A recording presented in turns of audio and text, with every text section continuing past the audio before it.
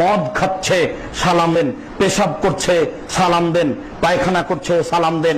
পৃথিবীতে সালাম সব জায়গাতে দিতে হবে, সব জায়গাতে দিতে আপনি বাধ্য। ও আজান দিচ্ছে সালাম দেন, সালাত আদায় করছে সালাম দেন, কোরআন তেলাওয়াত করছে সালাম দেন, খেতে বসে।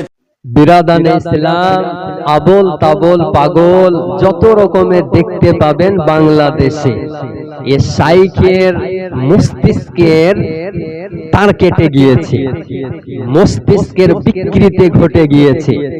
এ শাইখ নিজেকে ইসলামিক স্কলার বলে দাবি করে। বিরাদানে ইসলাম আর বলতেছে পায়খানাতে আছে সালাম দাও, মদ পান করছে সালাম দাও, নামাজ পড়ছে সালাম দাও, কোরআন শরীফ পড়ছে সালাম দাও।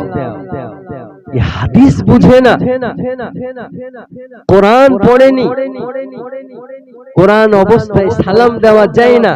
কোরআন শরীফ উঠিয়ে দেখুন, রব্বুল আলামিন বলেন ওয়া ইযা কুরিয়াল কুরআন ফাসতামিউ লাহু ওয়া আনসিতু লাআল্লাকুম তুরহামুন।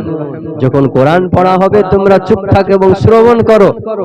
এ হারামখোর নির্বোধ জ্ঞান পাপিয়ে, জ্ঞান না থাকলে যা হয়, হাদিস কোরআন না পড়লে যা হয়, এ পায়খানা অবস্থায় সালাম দেওয়ার কথা বলতেছে।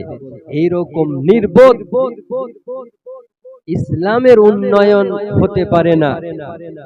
জাহিলুল মুরাক্কাবের দ্বারাই ইসলাম প্রচার ও প্রসার হতে পারে না। এরা ঈমান নষ্ট করে।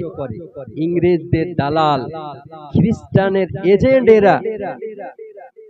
কিছু আছে শয়তানের কালমা পড়নেওয়ালা ব্যক্তি, এরাই বলবে যে পায়খানায় সালাম দাও, মদ পান করছে সালাম দাও। আপনাকে আমি দুই একটি হাদিস শোনাই।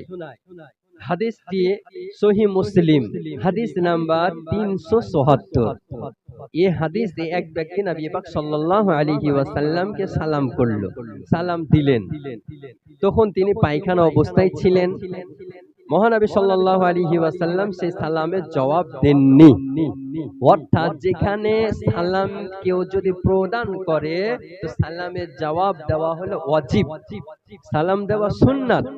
তাহলে নবী আমার ওয়াজিব সালামের উত্তর দেননি।